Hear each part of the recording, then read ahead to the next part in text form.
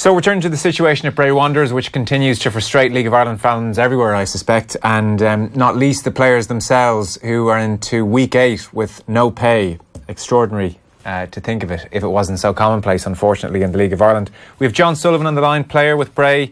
You may have seen John's interview with Tony O'Donoghue recently, where he talked about the situation. Those of you who haven't, John is on the line. You're there, John? Hi, how are you? Thanks for having me on. No, thanks for joining us. So what's the latest as you understand it? We are into week 8 with no money for the players, isn't that right? Yes, of course. Facts are correct. It's week 8, as you said. No payment as of yet, and no further news. Nothing new, to be precise. John, when was the first sign of trouble this season on the money front? When was the first time of trouble? Good question. Well, like I said on Friday, the first time I'd noticed it when the club had offered to stall to pay for my operation, which was roughly mid-June. But up until 8 weeks ago, everyone was being paid. Right. Everyone's being paid, yeah. And when they stalled on your operation, what happened there exactly? The operation was $3,000, and when they heard the price of it, they decided to say they would think about it. Is that the general gist? Yeah. Of course, it was all done on the phone. It was literally within 2 seconds they heard the price, and they were just like, "Wait, leave it with us. We'll pay the consultation fee as of now, and just leave that bigger payment till we'll come back to you on that one." And yeah, I had a feeling myself they weren't going to come back. Are they not obliged to pay for an operation for a player when because the injury happened when you were playing for them, I presume, or in training? Yeah, it did. No, it did. Okay, so are they not obliged to pay for an operation in those circumstances? Yeah, I'd like to think they are. I definitely think they are. Like if any of the players had went out and got injured over the last couple of weeks, yeah, they would have had to pay themselves, as I did in Newey Douglas. But they should always have something afloat for situations as such. Well, I would presume as well insurance should come into it, surely. Like, these clubs pay a lot of money in insurance. Yeah, insurance does come into it. It's just the fact they didn't have the cash up front. Okay, so they didn't have the cash to pay for your operation and then claim it back. No, but they have got the insurance. That's a fact. Okay, they just didn't want to throw over the $3,000 straight away and then have to go through the hassle of trying to claim it back. Yeah. Okay, and so you go and pay for the operation yourself, in short. Yeah. Mm-hmm. And hopefully get reimbursed. But I know that goes back through the club, and the club will obviously get the money, and then they give it back to me or something along those lines. Okay, so that's alarm bells for you. Did you mention that to any of the players or to the PFAI that this was going on? The PFAI have helped me on numerous occasions. Right. They've been nothing but fantastic, to be honest. The players are quite well aware of it over the last couple of weeks. And the minute myself and Newey Douglas were aware of it, we had a player meeting and we told the players, look, this is what's happened, and just be careful when you're going to train and play the games. Yeah. And were the PFAI able to do anything on your behalf regarding the operation? They assisted me as much as they could. Right. And is that financial help, or is that trying to get onto the club, or is it trying to sort out doctors, or what does that amount to? They had said to me if I was really, really stuck for cash, they would offer to help. Okay, but that's great. Yeah, which is fantastic. But realistically speaking, that's the last thing I'd want them to do, because next thing you know, every club will start declaring, bankruptcy or whatever, and players get injured, and the PFA have to help them out. That's the last thing you want. Yeah, fair point.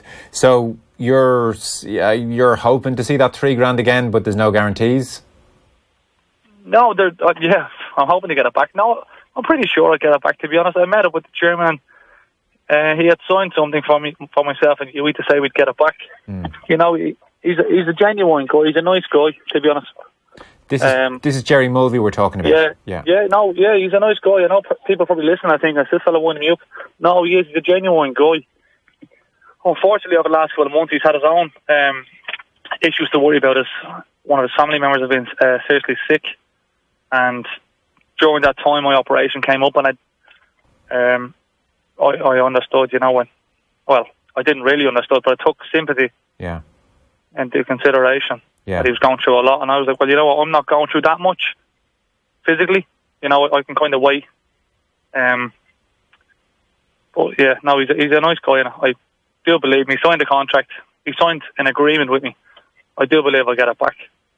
And if I have to chase the insurance down, I will. John, how soon after the issue with your operation did the wages dry up? Oh, it was before that. It was before that. Sorry. That was the unpaid wages I'm asking about. The unpaid wages was 8 weeks ago. Limerick. When did we play last? When did we last play Limerick?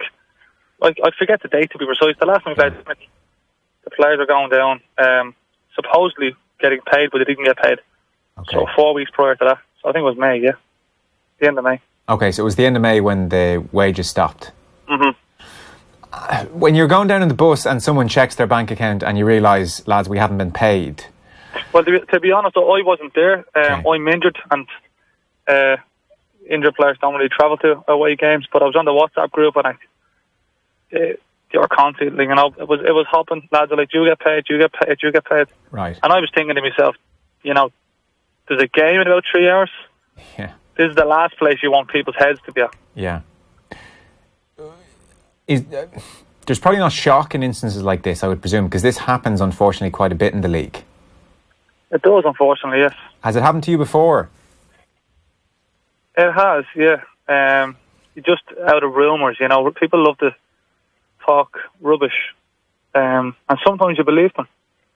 So it happened around, I think it was last year, this time last year when all the carry-on went on. Yeah. And, the usual, you get paid. But yeah, people had gotten paid. Like I said, the club done everything, had paid everyone up until the last 8 weeks. Okay. What is the issue with the club financially? Do we know? Your guess as good as mine, to be honest. I do not know. That's something I don't even want to look into. Right. My job is just to come up and be the best player I can. At this moment of time, my job is to get back fit. Sure. I'm trying to. I'm setting my own goals to get back fit. One of those goals was to push this operation. Yeah. And that I did, and now that's over the line. I'm obviously looking to get back in the training field. As of now, it's all over the place financially. Because this thing blew up last year, and all the players went on the transfer list at one point, and there was an intermediary involved, and Jerry Mulvey was certainly clashing with Wicklow County Council at the time. People will remember very famously he said it was like the North Korea of Ireland for business. I remember that social media went bananas for a few weeks. Yeah, it probably wasn't his best comment ever, but however, I don't know who said those exact comments, but they were pretty outrageous. Yeah, they were in a letter that was written, and he was one of the undersigned. But however, so he's been clashing with the Wicklow County Council. Effectively, he wants the Carlisle grounds redeveloped and apartments or whatever to go there. And he's talking about building an academy and talking about the likes of Barcelona and Manchester United. And I've heard such things, yeah. To be honest, on the outside, people generally scoffed about that and said, well, get your house in order first before we worry about copying Barcelona. But either way, it did seem in the off-season like financially things had been somehow sorted out. I don't know how much confidence you had in the off-season. Like, were you and other players looking to get away from Bray, or did you think that things had been sorted?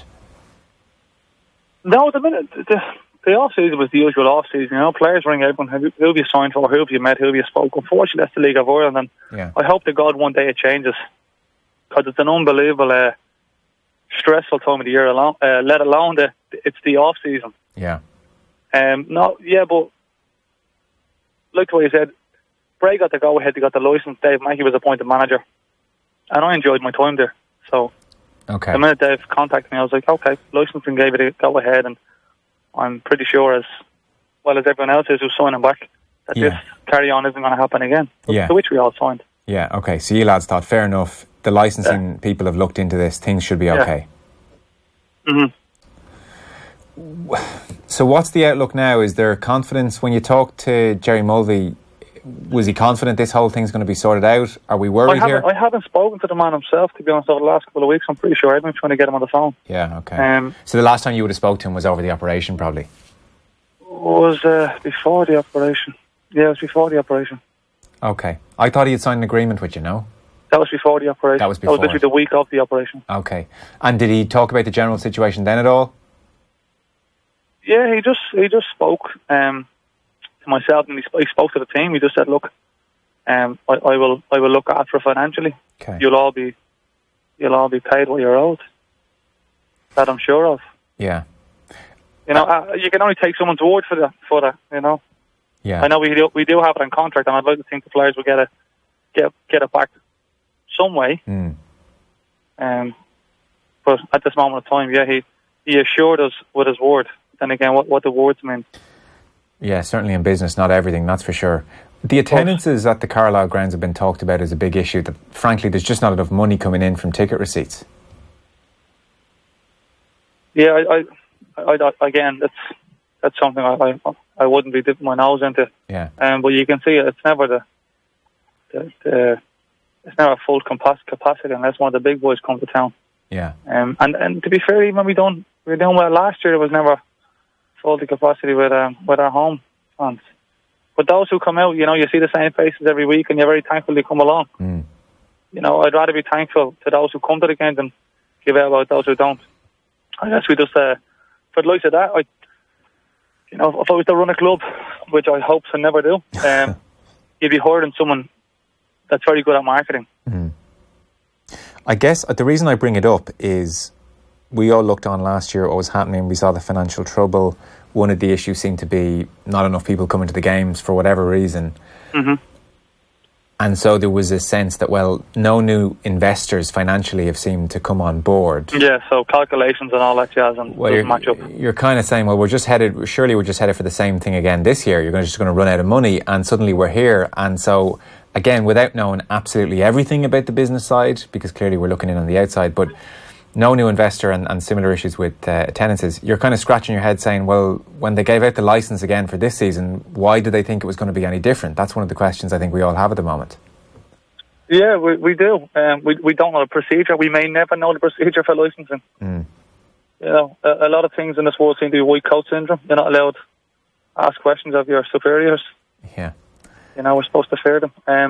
Like I said, I don't know the procedure. I guess I would like to know it. I'm pretty sure you would too. Do you have to have a business plan, a 1, 2 year, 3 year model?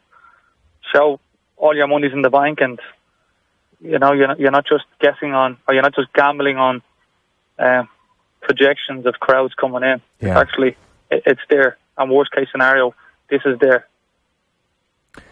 I don't think any of us would like to go 8 weeks without our salary arriving. So that must leave quite a number of the players in very, very tricky positions. A lot of stress there. I would presume some of the lads are very, very worried about the situation. Yeah, it's not a nice place to be. For those who don't have jobs, I for one, I have a job that I'm very thankful of. Some of the other boys, not so much. And even those who do have jobs, they have families and mortgages again. Yeah, I don't have families again. I wouldn't have as much stress as those do. I can only imagine they're in very stressful periods. Is the short version at the moment, and I appreciate you're still injured, I don't know how much you're talking to the lads. Obviously there's games coming up. I think Bowes is down for Friday. There was a deadline of last night, 5 o'clock, for the wages to be paid. They haven't been paid. It seems that there's a meeting between Bray management and SIPTU this evening. Are the players of a mind, and I know, look, maybe you can't speak for them all on the radio, I appreciate that, but is the general sense at the moment that unless the wages are paid, there'll be no more football played by the players? No, the players will definitely play this Friday. They will play this Friday? Well, they have to. I think they've got 7 days. Pretty sure the strike will go ahead next Friday. Okay, so Friday. The court game. Yeah, plus Friday you week. wouldn't want to take it out Bowes. The game's in Dalymount. Okay. You'd be disrespecting the opposition there. Okay, so the following week against Cork is due to be at the Carlisle grounds? As far as I'm aware, yeah. Yes. Okay, but if things aren't sorted out by then strike will come into effect? Yes. It's unbelievably embarrassing for the league, isn't it, that we're still here, especially when you see so many teams. Extremely. Like this morning on my job, I have people coming up to me. I'm pretty sure all the other players do. The people come up to you and they're like, "Oh, Jesus, you didn't get paid." Some take the piss. Some are quite sincere about it. I'm thinking to myself, you've got anything better to talk about? Talk about Cork City playing Legia tonight. Talk about Dundalk, Derry, Rovers. Talk about, there is a lot of positives in the league. There is. Unfortunately, these things occur and we need to stop them from occurring. Well, that's the thing. I mean, look, because I for one, to be honest, I'm really fed up with people bad-mouthing the League of Ireland. And again, I know the listeners will think, well, yeah, you keep giving it a chance. And we do. We do keep giving people a chance to bad-mouth us. I think it can be a fantastic league, a lot better than what it is. We just need to have a lot of risk assessments done through every club, and you've got to, again, prepare for the worst.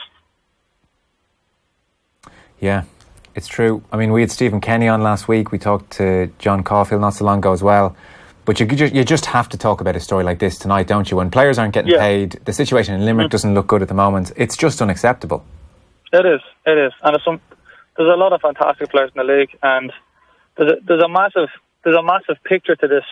Like, what does this say to the up and coming footballer? Does it tell the up and coming footballer, your dreams are just dreams? Face up to reality, and don't bank on the League of Ireland. Get a part-time or a full-time job. At the moment, unfortunately, it says you better play for the top 3 or 4 or 5, otherwise you'll be looking over your shoulder. I think that might be the message, unfortunately. Of course. So what will that say to them in terms of their dreams of being the next Graham Book, Richie Towell, Sean McGuire? John, did Bray have a reputation for paying too much? Like, have they overextended? Are they paying wages that are beyond? That I wouldn't have a clue. Again, it's the financial side of things. I never question. I never question. I get paid to play football, and that's a massive bonus in my life, to be completely honest with you. Yeah. So I wouldn't be asking players such questions. No, fair enough. I'm not asking you what you're being paid, but is it comparable? Okay. Is it comparable with what you might have been earning at other League of Ireland clubs?